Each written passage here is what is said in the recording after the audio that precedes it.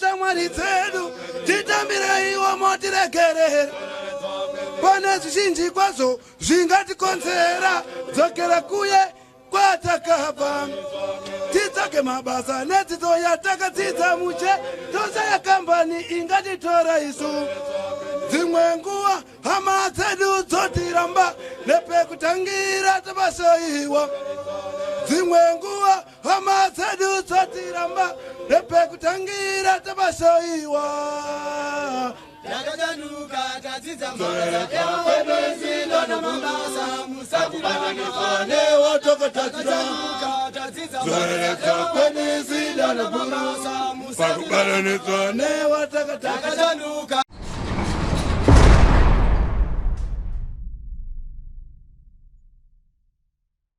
Understand, Lord, I'm a real sinner.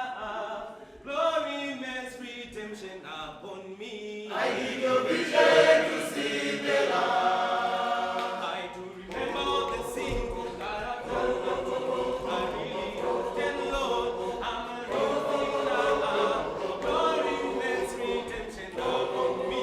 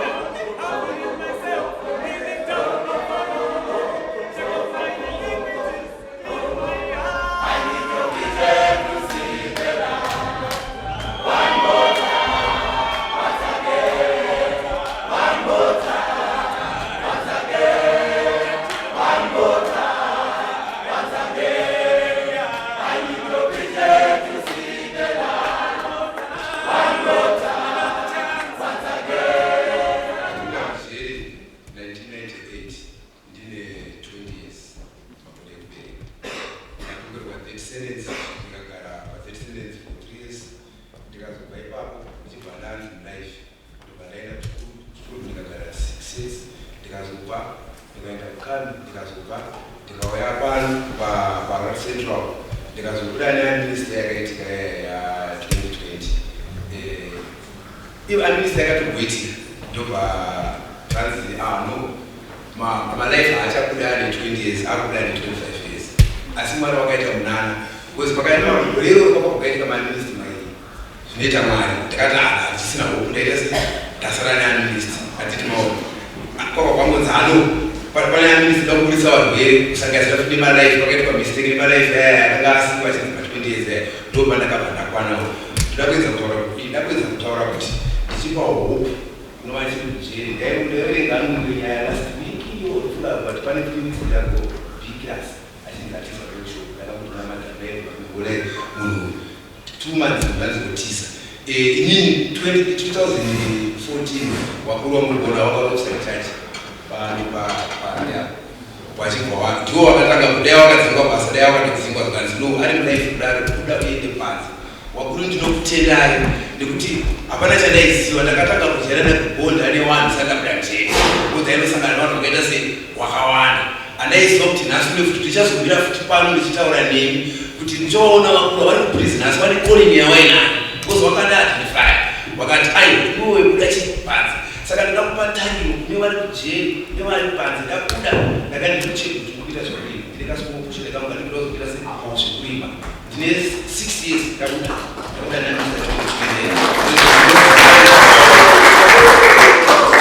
saka ndinopesa mashoko ekuti hazvivo kuti munhu ukapinda mujeri unoperwa nacho fungai kuti ine ndakatongwa descendants ndakaisonona hope ende nguva yandakatongwa yanga isingatoite kuzi vanhu vaitohemwa kuzi vakaparamisha zvoshuva handitika ezvezvo vangu variko watova advantage napresident akanaka kuzi akabvakuisha mutemo wakabvawapiswa asi hatikukurudzira kuti ndaivauraya vanhu kuti mutemo wakaita sei wakapiswa kana hama dzinodzoradzarekuera hakuna kunaka mutemo wakashata asi kuzvine ndikuona kuti wanaka kuita tikuita mukana uya takapinda isusu wausingapfike kuzvi kwanga kunenge wanoziva kwakaoma wari kupinda kuzi kwakapfawa because kwatone chinhu chinozi riapo chekuti unogona kusenza neriapo chichikutarisa saka ndafaka zvikuru chaizvo titoone mukana ikowo watinawo ticharamba tisenza nawo tichitaurira vari panze panze apa kana maita musawanda vamweni tikuona imbowanza kuzvitaridza pawanda ndikakudzai kuti dai kuzongowa mukana yekuti atakaiotona vakadzi daitana nenhoma yangu abatisi kuzi ndini pandakamudana ndakabva ndakagara mapakakati kuitira kuti mangwani kanetsana sazotaurisa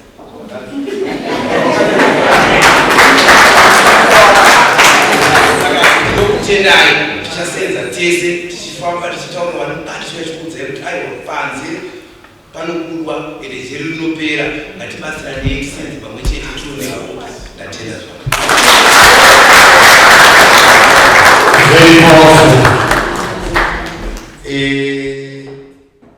hapana niti kunonyepa kana kuchinge wabuda panze nai mukoma fasters takatomboenda nana mapfuma vanopaziva papurasi pavari anorima murume uyu havasi kumbotaura zvekunyepa witnessed it first hand takasvika ipapo vakatotinivhaita uyai muone and zveshuwa one of the role models yevanhu vakabuda vakagara mujeri nemakore vamwe vari panapa ndakatarisa 1998 vakanga vasati vava panyika asi murume anga ari mujeri akakwanisa kubuda akaita something aibvarwerai maoko toda kutendai mukoma fasters ndikukurudzira vanhu regedzai ndidaidze Dorcas Tomboda Madam Dorcas Tomboda tivarwere maoko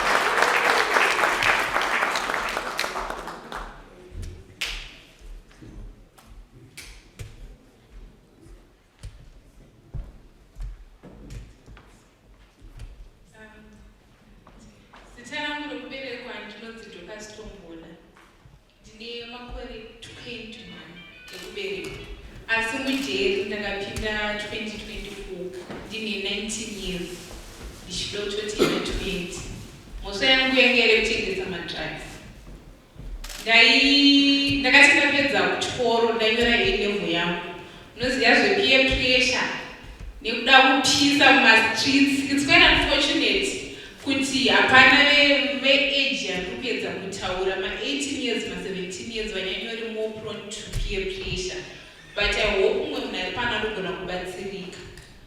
Pane zvimwe zvinhu zvekuti in life unoda kuzviisa palevhuru rausiri uchida kuzvifananidza nevanhu usinoita sei usinofanana navo. At the end of the day unopedzisira waengaja muzvinhu zvekuti zvinokupinza muna chaisireva. Ndakasungwa ndikaita 4 months ndiri muremand, then ndobva ndazotongwa. Ndakasungwa muna January, then ndobva ndatongwa ndobva ndazobuda muna November.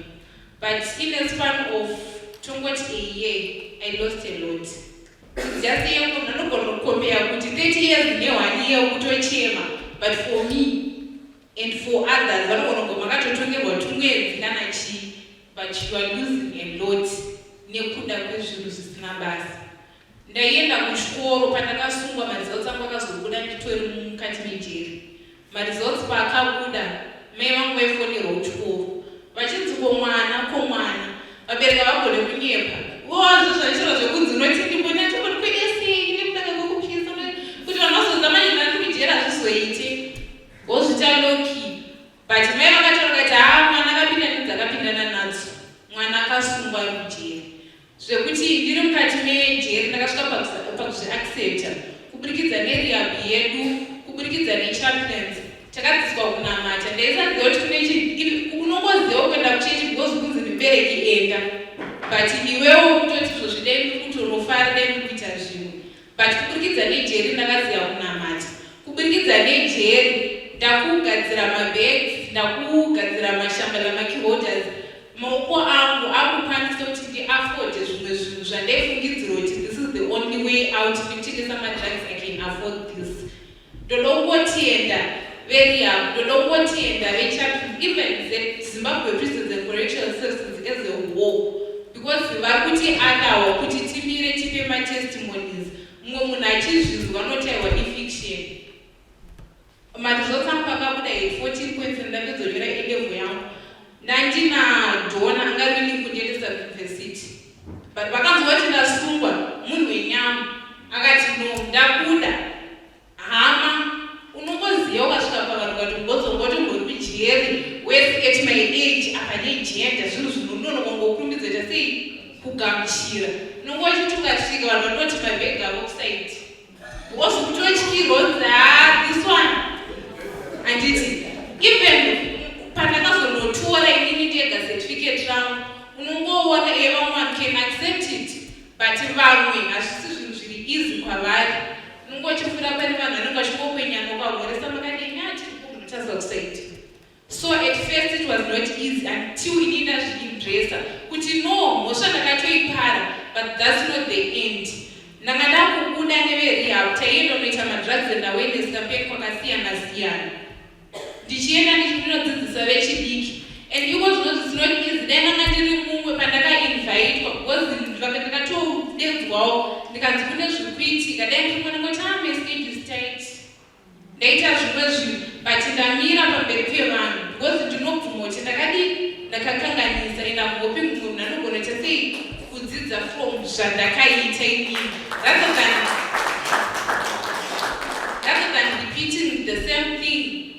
Kujeri even munhu uri panze efaini ndakadzidzira mujeri, but izvo zvokuti nyangwe ndiri panze ndekwanisa kudzidza nekuti izvozvi ndinaona ndoti unoita zvinhu zvakanaka, vakatotora namba yangu vakaona katalog unosona zvinhu zvakanaka, tokumbura kudzidziswa getting paid from zvinhu zvandakadzidza ndiri mujeri.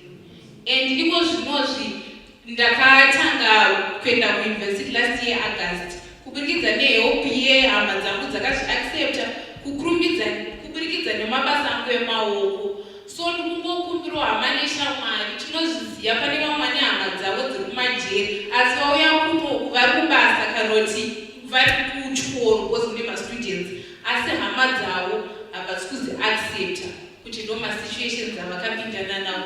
Zvakakosha kusapota vanhu vavo so that vakanzi vabuda havadzokorodze zvavakaita. Naizvozvo ndinotenda. Tinoda kutenda naizvozvo ngatimborwerei maoko. Thank you very much. Regedzai tidaidze Takura Nyakabawu vauye zvakare vazotipa testimony. Tivanovere maoko vachiuya.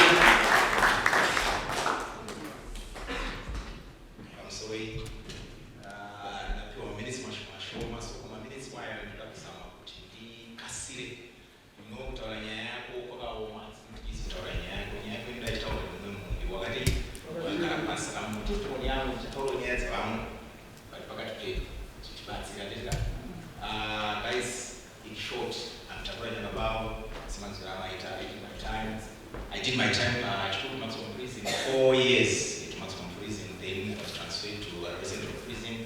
I did the remaining part, which was 6 years to 10, right? Facing out cases, armed robbery cases. It was not easy. It was not easy. But to tell I'm married to my friend Banyasha, Sekwe, Patuyo, Junior Rudibata, I was one of the escaping because I was one of the escaping.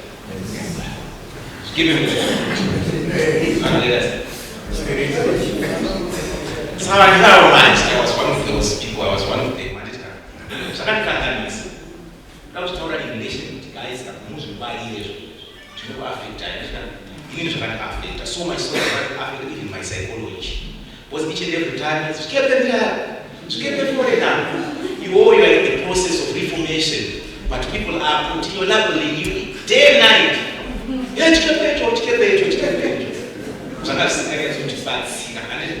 to be recruiting number one, you guys, what I that area, you don't come back and say, I was supposed I would have good fathers in but finally need so much so that's place and education. However, what I bad system education anymore is that education. What amongst that way? Mgona kumshata bila. Mgona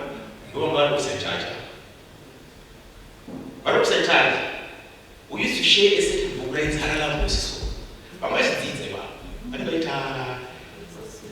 don't know program members time to share never obstacles. And teachers time to make better ways by that time how much that PA somewhere. I'm switching on one awful. Which one about smart, but I don't know. It's not a good. I feel a big gun, but that's motivating. And it's you are doing your time with one win hour, they've gone through so much. Tired taste, it is no further. Now I'm excellence, now a doctor, but much less in life through education. So, in a natural routine, that's a school, whether that's not in a school, but I'm going to do the only thing to what's up with since I'm limited. I went to school, I got my A-levels, after that, I got education, better Villa, longer in mistress. It's my wow. Tagada to him, I can't pass some better Villa, government says, Maria Boshaika, Madonna Sachimunga, stakeholders, it can do my A-levels, it can pay the Amphik, take that with Ramono, ye in outside home, get Amphik, pay that a lot that I and it's got Tim card. So after 10 years, that's Buddha, Chipapana, residential prison, Marakan Panyasa, South Africa. Tina, I'm South Africa. South Africa, I'm so hungry. I can get to know and take South Africa. South Africa, was kind of Buddha, Bona, or she may want to take South Africa, I don't know.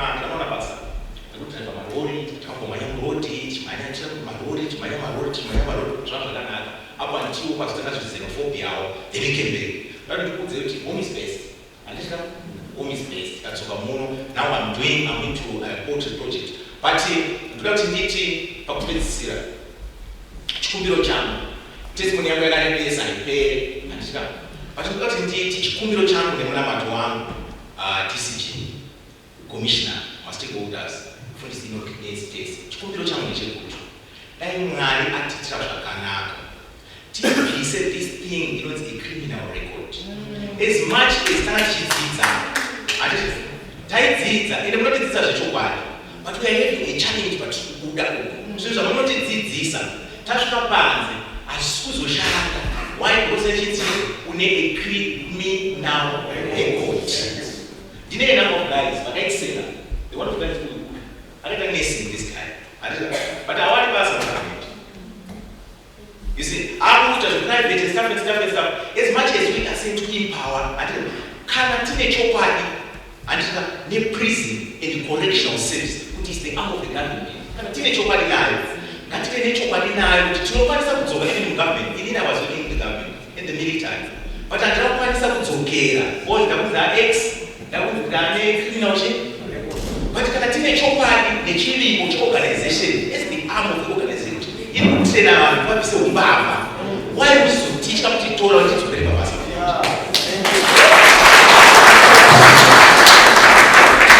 In short, I know it's sensitive, I don't know how we are going to interpret it. I just want to put it up to Munamato. Mwali abakuwe mjeri kumeu. Abatse kana munapinda mjeri. Anokwanisa kushanduka akatoshanda muhumende akatisave limited ngatizviitire zvakanaka kuzviitira asi hatisitese tichavanhu kuzviitira vamwe toda kutokuitirai muhumende nekuti taitokuitirani ende muchifanzwa nesu despite takazokanganisa tokatika pamunotaura ngazvinzwirwe kuti vana vaya varefoma kana vana varefoma ngatidzokere panzvimbo dzedu ngatipiwe mabasa ari competitive handizvo kuzoenda nava South Africa kudhaiva marori tatati hatina patikudiwa hatina patikudiwa muno macho reforma but reformation yedu is not accepted vafundisi hatisi kugamuchirwa tareforma saka that's the reason why bizona mwaita reoffending because atachona reformation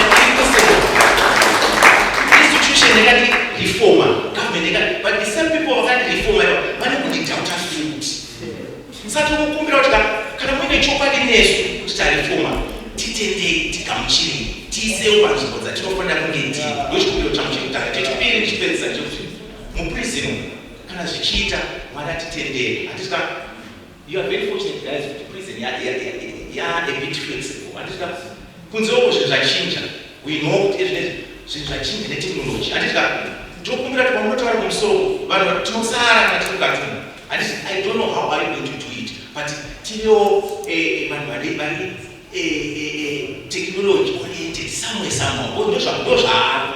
ndozvakuitika we cannot bypass hatikone kuzvivanza ndozvaako panze saka we don't know kuti zvichastructure sei we know kuti pane security dzinofanira kuti sei kuti wakunzira but tokuti ngativewo vanhu vari technologically oriented amen so in short mwari ngatibatsire kana taarehabilitated tichiri tapona ngatiratidze kuti tapona nesuwo tiponewo handisika tadaidzwa kumabasa ngatiratidze kupona kuti tisatautwe thank you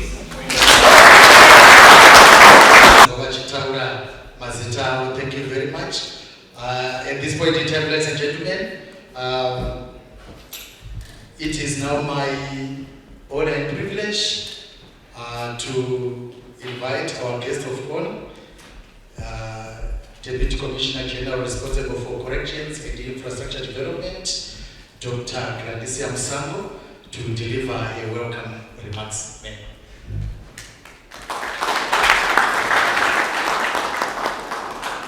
Let's give a round of applause once again.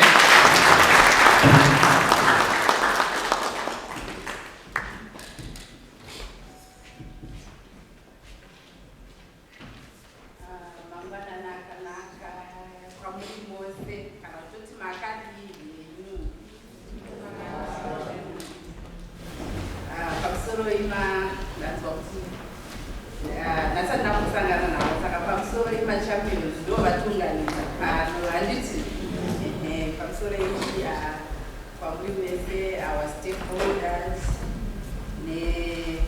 my inmates, actually, our champions, and it. Mondiregerera ozvishoma ndakaya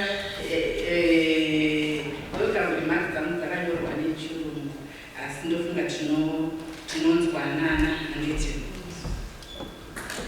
On behalf of the Zimbabwe Prisons and Correctional Service Commissioner General Dr. MC Nchogu and the entire PCS organization, I warmly welcome you all to this Dissident Champions meeting that we have organized together the champions and the rehab or the rehabilitation and reintegration section.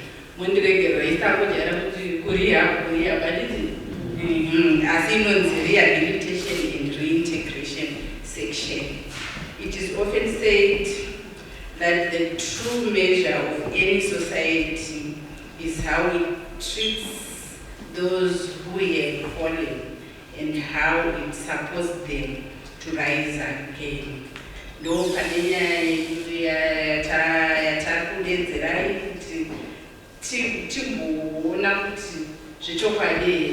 we are going to support those who have fallen to rise again. And today we gather as a living expression to that belief. This meeting is not just an event, it is a declaration of hope, responsibility, and transformation. We are deeply honored to host the Desistance Champions, men and women who made a conscious and courageous decision to turn away from crime and rebuild their lives. Normally, we want to rebuild our lives.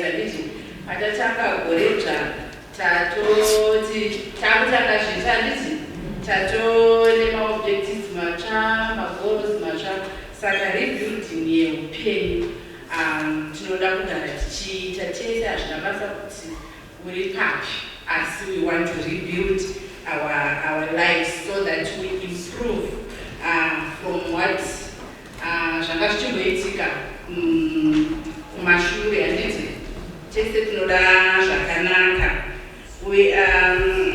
Your presence today, the inmates who are still serving, the champions, and our stakeholders, your presence today, zvinotipa manyawi, zvinotisimudzira, zvinotifadza zvikuru, nokuti tinoona kuti tiri kushanda pamwe chete kuti upenyu hwedu tese huende pamberi. We also extend our sincere appreciation, mostly to our stakeholders.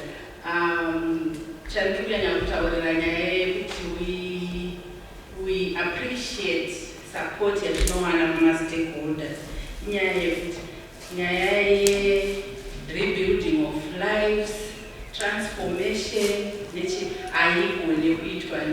PCS yega, asi tinoda kushande pamwe chete sema-communities, sema-families, sema-friends, sema-relatives, and the country at large. Saka vana Dr. Javambe nevamwe venyu vose vari muchitendero, vari mumabasa akasiyana-siyana ekugadzira upenyu hwedu savanhu, tinoda kukutendai uye tinofara kuve nemi uye tinokugamuchirai. Tinongotarisira kuti zvaticataura pano nhasi zvakawanda zvatichataura kana kuti zvatichadzidzisana zvichasandura upenyu hwedu. As we engage today, let us all reflect on our shared responsibility. To promote second chances. And second chance tinoita tese muupenyu. Nyangwe kumba kwako uri mwana, nyangwe kumba kwako uri mubereki, nyangwe kuchikoro, handiti tinongoda second chance chero iko kwamuri kuti muchiri kuseva, kwatiri kuti muchiri kuseva, handiti we still need second chances. And even our champions, they have to teach us how to become champions, but they also need second chance. Maybe they got a chance, and second chance, or whether it was a second chance or a third chance or a fourth chance, but it was another chance. And it's yekuti vaite zvinhu zvinobatsira upenyu hwavo nemhuri dzavo tinodetsera zvikuru uye tinongotarisira kuti pama-stakeholders edu tinonyanya kutenda nenyaya yekuti mune unyanzvi hwamunahwo hwatinoti tikatepa kana kuti tikahutora handiti tinohushandisawo kutibatsira zvakanyanya kuti upenyu hwedu huve nani. Saka ngatisunungukei tose, we are a family, tiri mhuri handiti ngatisunungukei tose kubatsirana nekupanana mazano, tisunge chinhu chimwe chete chaticharamba tichiita uye chaticharamba tichibatsirwa nemastakeholders edu aya kuti zvaapapi, tasvika papi, tiri kuenda papi, handiti tinozoda kuramba tichiona kuti zvabudirira here, kana zvisina kubudirira chii chatiri kufanira kugadzirisa, kana zvabudirira chii chatiri kufanira kuita zvakare kuti zviende pamusoro-soro. Once again, I warmly welcome you all and wish you a fruitful and impactful deliberations. Tatenda. Very much, Deputy Commissioner General Dr. Mem. Ngativarwere maoko zvakare. Tagarichirwa panzvimbo 9 takufanira kunyatsosununguka. Mufanira kusununguka kana muri panapa. Haikuna kuzvisunga neti. Manzwa zvataurwa naMem pano vati chirongwa ichi chakarongwa pamwe chete nema-desistance champions. Kureva kuti kana muri pano mufanira kunge muchisununguka. Uye zvakare kune avo vachiri kusevha munofanira zvakare kunge muchiitawo tepi ma-ideas kubva kune avo vakabuda kuitira kuti vanombozvifambisa sei. Ndichitaura naGwaka tiri panzapa achiti muri kuzanga tione 5 years ndiri panze. Saka munhu akagara 16 years mujeri, akagara 16 years mujeri atione 5 years, zvinhu zvinotofadza. Achitotaurawo zvimwe zvaari kuita zvakanaka, achiti bhendi riri kusumuka. Aiwa ngatimbovaroverai maoko. Zvinhu zvinenge zvakanaka, matestimonies akanaka. Ladies and gentlemen, at this point in time, allow me once again to invite Commissioner Corrections, Commissioner Christmas Tabir, to come forward and present a background of the desistance program. Let's give him a round of applause.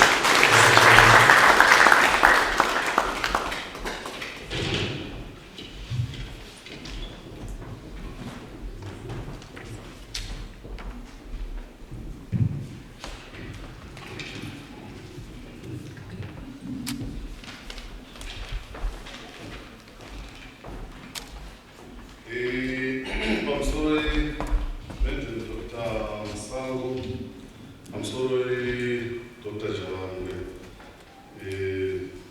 Dr. Malai, Bishop Miranda, our desistance champions in Maternal Spain, in Malai Central, and female.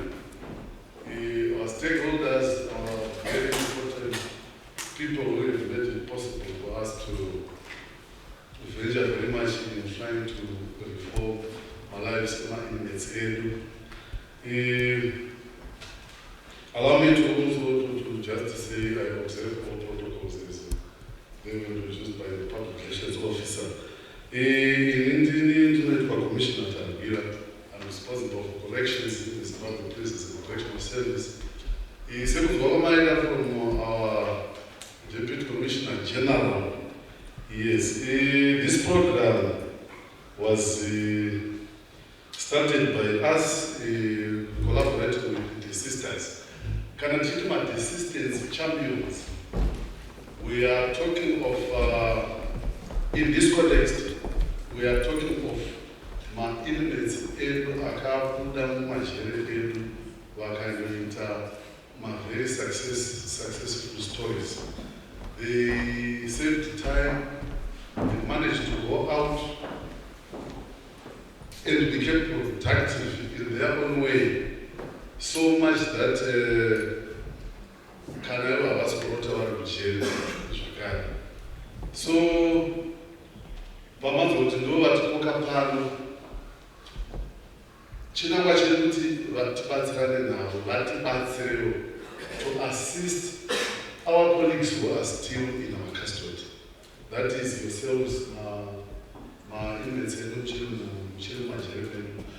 my sisters who are our Nikana, Kutua's director, Nesu, Nemi, in trying to ensure that when you eventually go out of prison, you will be in picture of what to expect.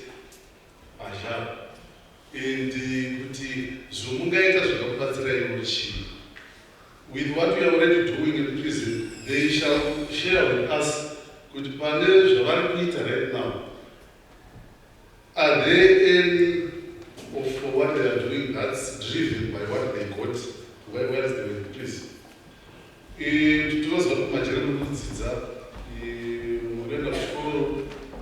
want to understand my inmates in you are mostly made up of our choir, which was very successful. Recently,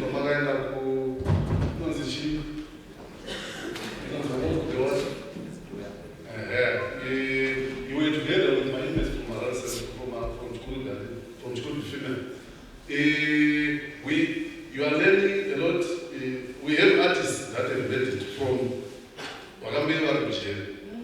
Saka. We also have my inmates, a couple of my certificates. So we want you, my inmates, right? So in view of what we taught today, these success stories that they are telling us about, I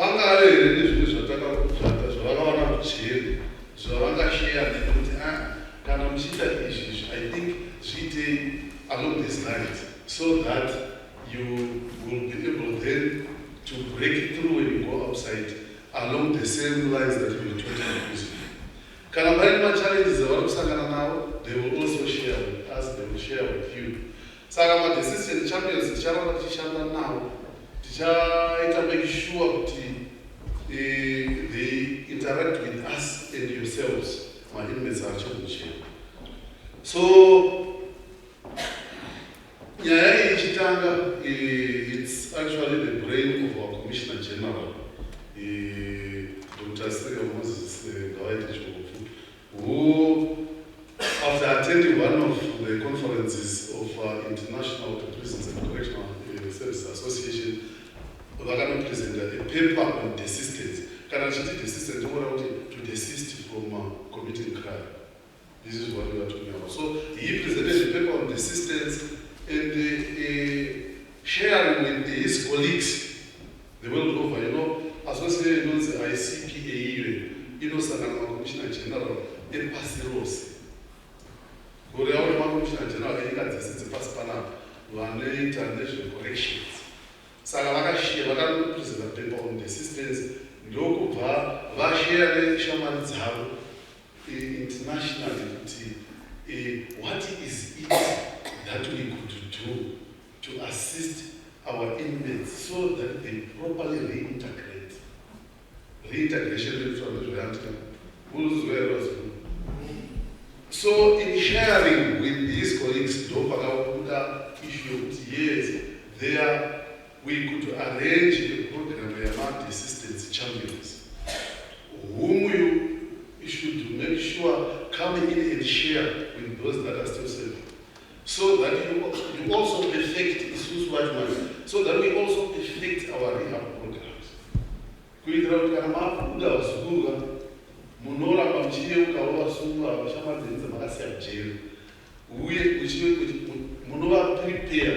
for life after release from prison.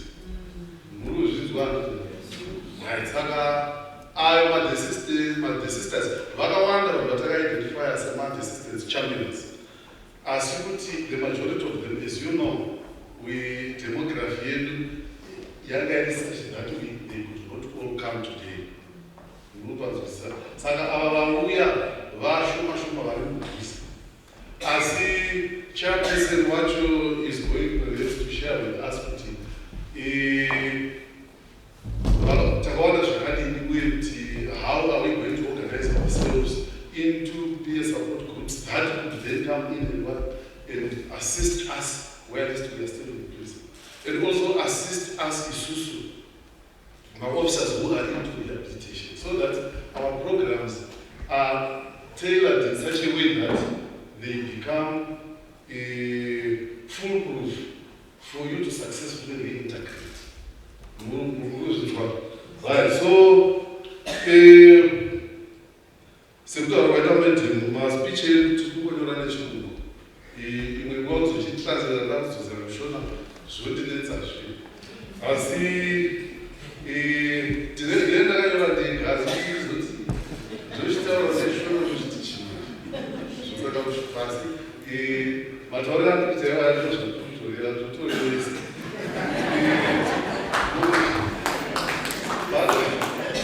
pane munhu anonzi Bandura akanyora bepa rake rechirungu achiti human behavior is learned through imitation, observation and modeling.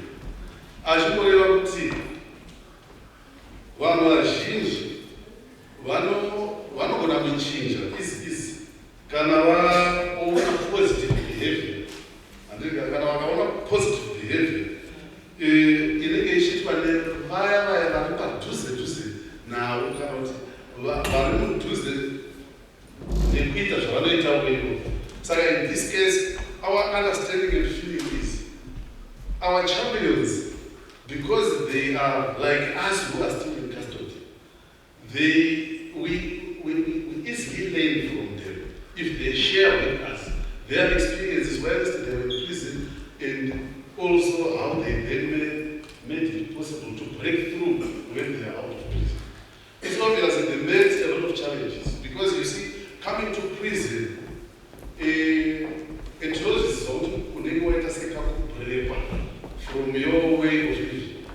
Those are frustrated to the point of saying, which means my life is over. It's over with me, and it's those are my financial. But these the sisters also had the same feelings for our jail. They are now telling us my success stories, which means they had a way of going back to society and reconnected themselves to what they used to do, or to new approaches in life, which they made them successful today, which we want you guys to understand and copy. And it, right, so the sisters are do attract to Papa. Some are to play as a really rich country. I'm not racing. You know what chatting say was doing Vakana, Bisisa, Fungre, Patati, Generous. I must be sure that to decide. But Pama, she showed us all the time to say, how to break through in life. When you went out there and saw what was happening outside, to know one super Akabda was a lifer. Akabda myself in Asatako. He went out there and he would phone every now and again and down on a silver phone down on a shelter. Down safer on the phone. I'm going to cell phone. I can't have jail. Myself, I can change it. There's no one, when I teach you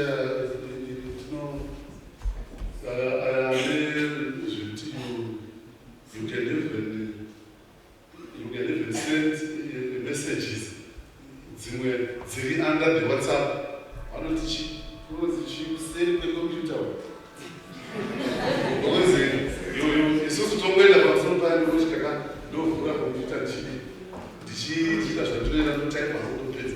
Then they will tell you that someone is navigating underneath your works. I don't know how to help us out, but it is not cheap enough for the computer. The dark web, yes. Ademora,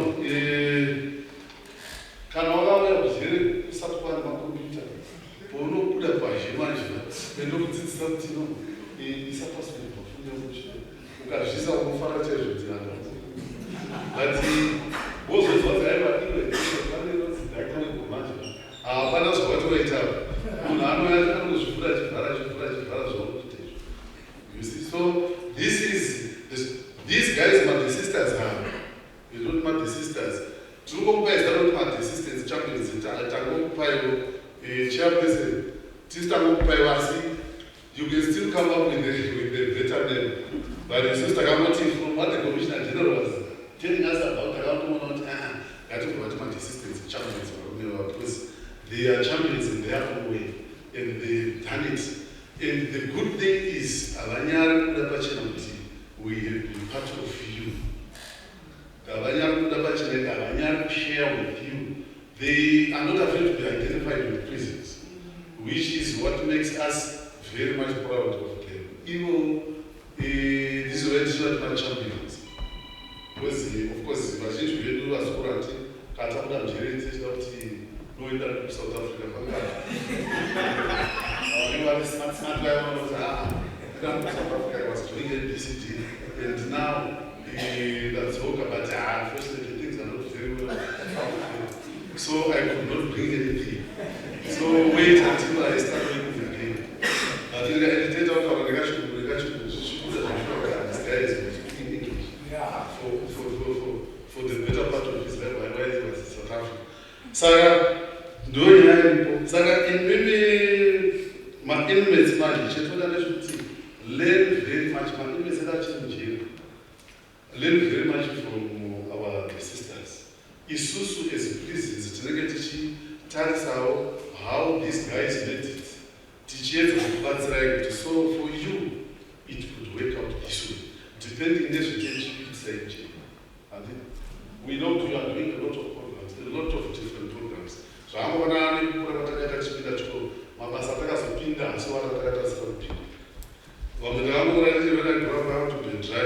I didn't know that at some point everyone was going to be able to drive. Then you see, you then grow up to then get challenged and maybe bump into some kind of employment that can still make you great. And then, so my inmates told out from their experiences, and so that you also manage to break through when you go out of prison. Right. Isusu as prisons will continue with our roles. And the sign out programs, the Journal of teaching, and that's our inmates. But at the same time, digital learn from our sisters. Right? Then we have a program, there is a program that ZPCS intends to come up with, the Pathways to Reintegration Foundation. It's a foundation that we want to establish as prisons. But of course it will be managed by a civil department made up of our stakeholders.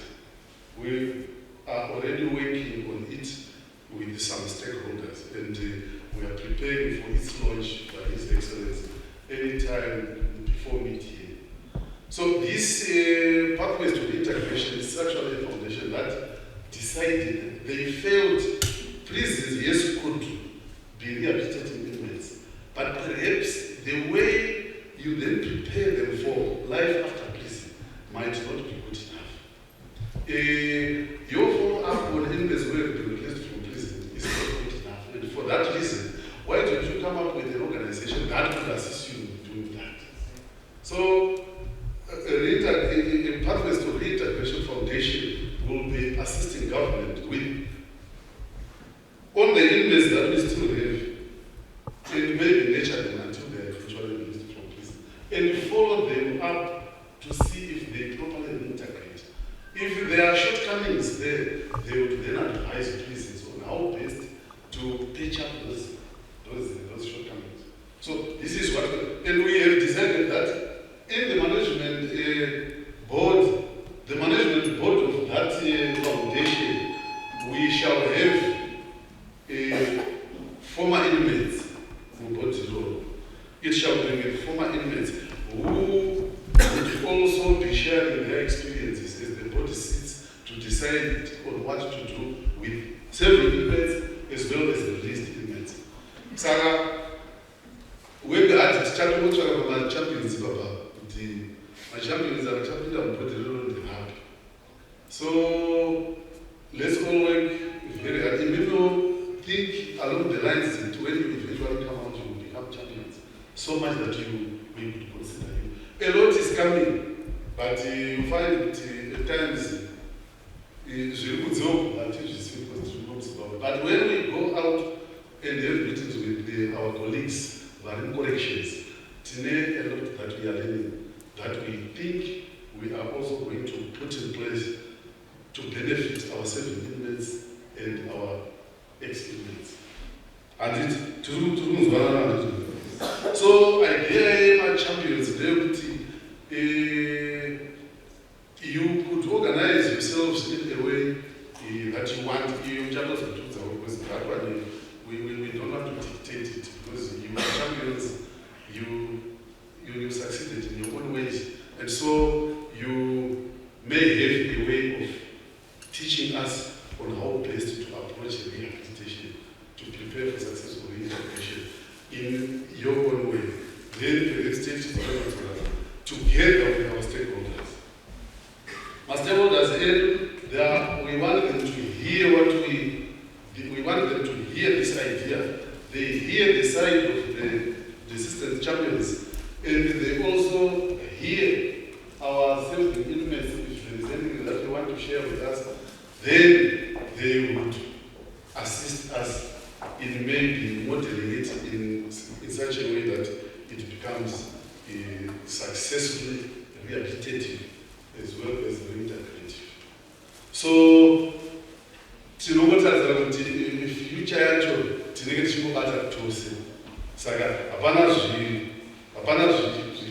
zvatinganyanya kuti titaura tise kumberi kwenyu musati mazvifunga memene. Saka iye zvinezvi ndakupedzisa mashoko angu ndichiti we believe in second chances, and we also believe in giving each other chances. So, taking from my success stories, why not but all the same, we don't then expect to kana mwakabuda akatanga achitengesa airtime mazwa kuti zipano ma 25 years. Someone was saying ndakatengesa airtime for 10 years. Chitengesa airtime. Ndokubva ndazovaka kaiwa kare. Ndokubva ndazovaka zvimatelefoni booth zvangu zvitatu. Vanhu vachiuya vachifona zvibhadhara. Ndokubva ndazovaka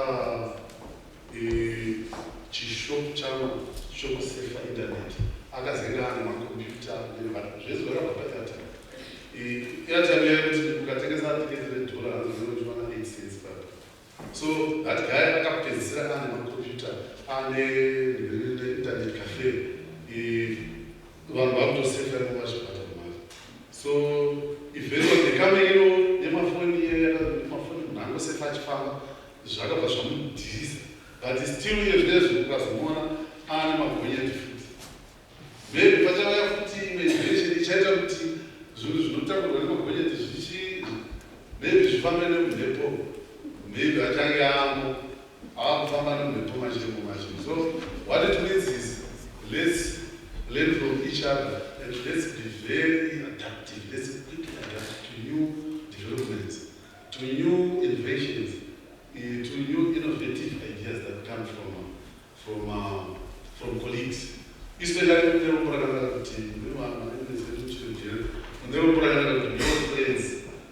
are willing to come back and assist you in what you are doing.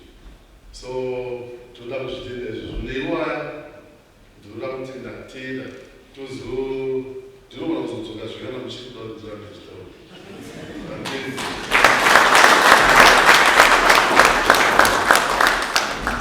Thank you very much, Commissioner. Tinenge tavhurika kuti chinongonzi desistance champions chacho chi vanhu vese vanenge takuziva nai taudzwa background nekwazvakabva. Thank you very much for the background. Se mama resistance champions atiti saka boka redu rikaramba richikura tinogona kubvumirwa kana kutoita lobby futi zvichienda kumberi hatitika. Asi ndofunga Deputy Commissioner General vanze pamashoko amuri kutaura ndo saka vari pano. Thank you very much. Ngati varoverei maoko vanyamashoko avanziva. Pane vambonzwawo kuvariwo vakagara pasi vakati ndingokumbira just a minute. Pane zvatodawo kuti ndingoshare 1 minute vanonzi vagwaka svikai zvepano sheresu zvakakwanisika. Makadii mazi makadii amanishaka etimbura sibe ndingomana zibe takagara tisemsem for 10 years achipangura sadza chidya tese achiita zvikwaya achiita zvichigitari tisati ndauya pacentral manenzi stage kuchigitari. Pane site yandoda kutaura ndikuona randakasangana nayo.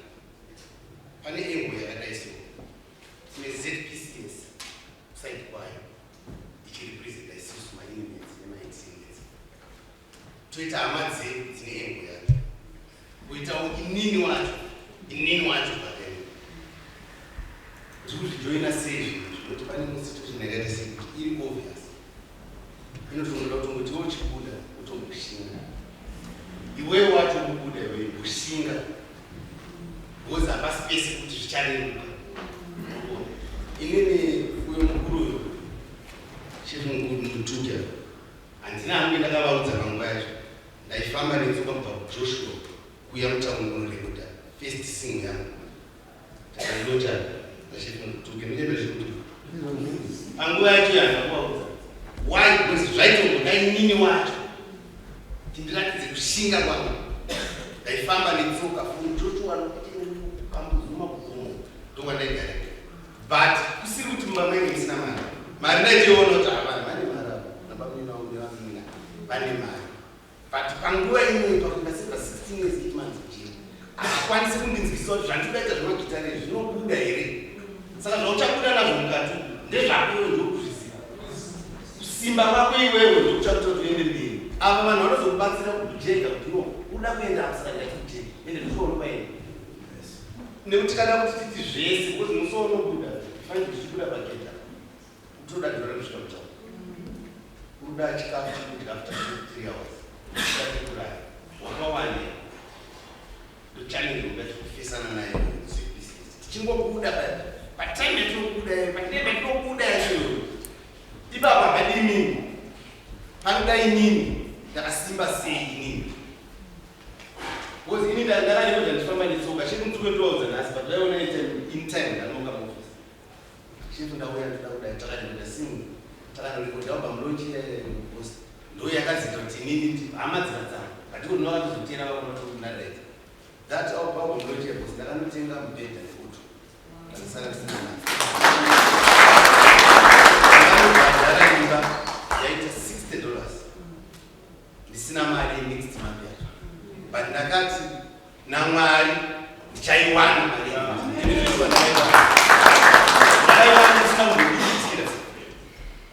ndaifamba siseslamidafamachizivanyacho ndaifamba kubva kwedu kusiru kwandakazingenda kugara kukwaza kubata kuota fosi ndichinobhega chikafumba kwamacheso kusvikira ndega ndinobva kwamacheso kwacho ndainobatwa rafu pageti pepadhuka sakuiofika nyori hausinyori hausvike paari nyori ndaisvika ndonzi nemukomana wamwe ngati kubuda tiende kusukura pageti kwachikokunobva kwachifambisa kudzoka kupinda mutoro ndondakuda sara ndizvo ndodzokera futi kwambozuma netsoka zvandikedza kutaura ndezvekuti pane point yangu I'm not saying macheso havatsiri muno but what I'm saying ndezvekuti pamwe pacho panoda iwewe wacho iwewe wakadzidza kiri kwete ngoti madzigozo ndakadzidza ndamutadzidza sira iwo ndichanojoina kuzikukisisi ndozofamba ndichitaura naora ndichazomai kuhama no iwewe wacho wakasimba here wozinzana wachapesana nayo rwendo rurefu chanofamba netsoka chisangana nayo ini kwazvodari kurima kudana kuti 4 videos tine 2 masimu ne2 maoka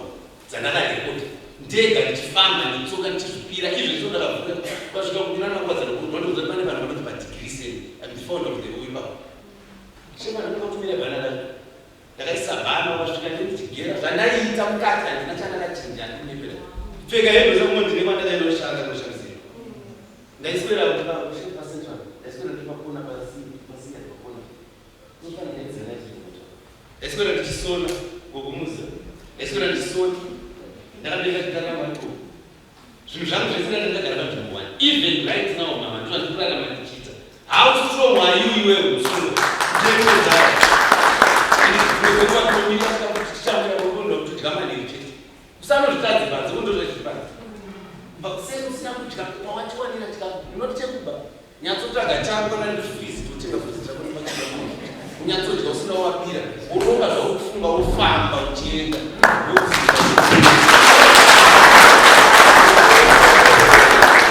Thank you very much.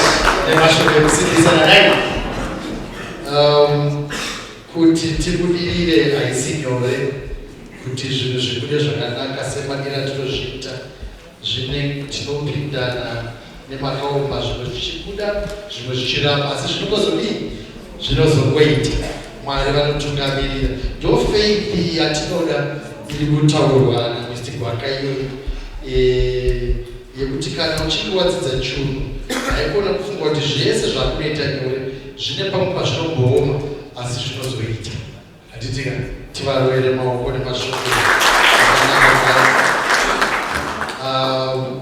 memuregedzaiti tidaidzei zvino an inmate achiri kuseva kuti vatipe mashoko ekuti ndezvipi zvavadzidza vakamirira vamwe vese vachiri mukati metorongo vamashoko avangada kutipa maererano nechiitiko chiri kuitika pano nhasi. Allow me to call to stand Michael Sibei Aweumbere azotipa mashoko temuroere vanavo vakagaonekwa pachikombi maximum security prison tinzwei vachitipa mashoko.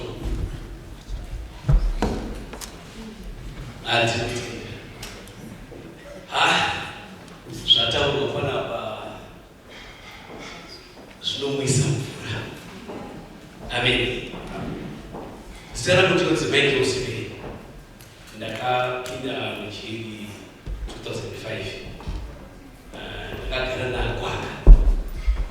Ndikagara nevakomana vazhinji vari pamba. Chiwinzi ndakapinda muchiri. Ndikentaura zvakati muchiri. Ndichibva panze ndichipinda muchiri. Ndiri munhu ndine black belt. Ndiri martial arts. But ndichipinda mukati muchiri. I thought kuti ndo mandauya kuzogadzira egroup rangu randakuda kunofamba naro outside kuti ndinotanga zvakare kuba. But the time ndakagara nemunhu anonzi Gwaka ndaishaya naye tichitodya naye. But ndaigara chimoibawo ndichikuimba. But akanzara kuti iwe unofanira kunoona riapo nekuti zvaukuite zvinezvi hazvine future kumberi kwako. Munhu aigara chingondiyemba saizi achindienda but ini ndaigotitora sesimu kuti zvimwewo hazvina nebasa rese. Yes, ndaitongoenda kuriapo ndatoona mbeu vangu vari panapa. Ndiri munhu ndakatombosvika kuriapo but ndikaona kuti zvirikupinda neuku zvichibuda neuku hazvina nebasa. But through naMwari ari kumusoro kudenga ndakadzoka into normal sense kuti zvitaurwa nevarume avo zvinenge zvine chekuita muupenyu hwangu. Ndakapinda mukutanga kudzidza zvakachitaurwa panapa matiri mukati mune chikoro. You could find kuti maximum panandiri kune chikoro chiriko and then the practical iriko is only choir nependi rinenge ririko today. But ndiriko ndakaona kuti ndaclassifyiwa now to be a C class. Andifanira kugara ndiri pano rege ndichienda kunoitwa mapractical kuti kana ndazobuda mukati muno ndizove ndine something chekuita. For sure ndakasvika pano paCentral ndakaona pane zvinhu zvakawandisa. Mune kusona, mune kugadzira mota, kune kuimba, kune kuedza. Zveshuwa riya kwakatotora kuti you choose kwaunda kuti uende. For sure tirimo nevamwe vangu ikutifai kuti tinonzi enda kwaunoda kuti kana wari panze uzoona chinhu chekuti chikakubatsira muupenyu. Usadzokera zvakare kune zvawaita. Pane chazotisimbisa pamanga muchitaura pano kunzi tichave champions. Ndochekutanga ndakachizevedzera nevakomana tikati zvinhu izvi zvinezvi zvatilifta kuti tichanoonekwawo sevanhu outside. Ndochekutanga. Chechipiri tikaona parufomo inonzi the Pathway West. Tikati tichave zvekare vanhu vanopinda mubhodhimo the Pathway West. Nekuti nomenda tiri muno tiri kudzidza zvatiri kudzidza tikazoonawo musaga wakakutana kuti aiwa iwewe ndiwe munhu unofanira kutanga kuti ushinge. Ndiwe ndinoona kuti kushinga uchienda kutangira papi panga pachitaurwa navatakura zvikanzi ndakadzidza chimwe chete chekuti ndiri mukati umu taimodzi zvikepe izvo. Saka mashoko amachitaurira tichanaduro kwatichaenda kuti aizvo guys ngatisakopei zvinhu zvikepe uyapa zvikepe uyapa asi haasi mazitawo munhu andone zita rake but akuwa zita rekuti chikepe zvakumutadzisa kuita same thing zvimwe zvinhu zvangada kuti upenyu hwake husimuke. Saka thank you for that kuti imimi matipa kuti no hatifaniri kuzonzi zvikepe uyapa ndinofanira kunzi maidosimbeu uyapa. Ndakazonzwa zvekare sitichiva kuvatora pana padhokasi zvikanzi usazozviisa palevel rausiri. Tazevezera nemwedzira kuti kati ichokwadi nekuti patinobuda panza unoti ndandiri kuSouth Africa ndandiri kuZambia but handangozvitorwa zvinhu pabhodha. Asi tofanira kutaura sezvandiri kuti aiwa kwandanenge ndiri ndakadzoreredzwa kune rehabilitation iripo. Saka thank you very much kuti matitaura kuti hatifanira kunozviisa palevel ratisiri. Ndikazonzwa zvekare mukoma wangu Jacob atingaoresha kuti nometa iyi makore akapika. I think inini ndakutokwana ndakutopinda mu21 but ndinoona kuti ndinenge nditonani pane iwo but vataura vakati hatifanire kuneta tinofanira kuramba tichipusha nekuti one day zvichanaka saivo. Saka thank you for encouraging us. Matipa a light of hope. Ndochekutanga.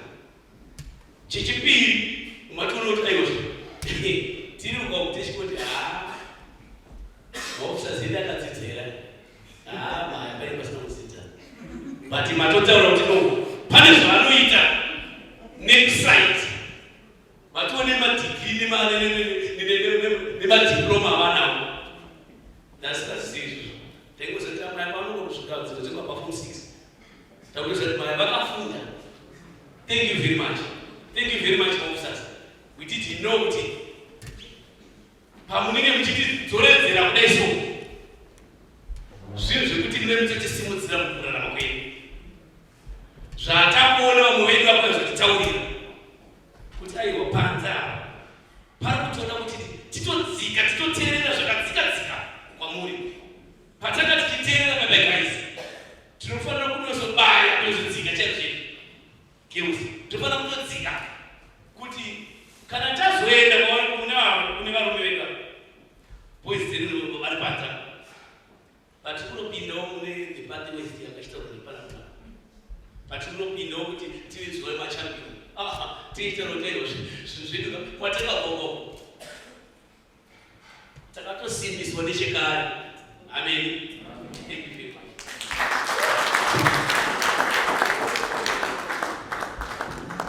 Oh, thank you very much.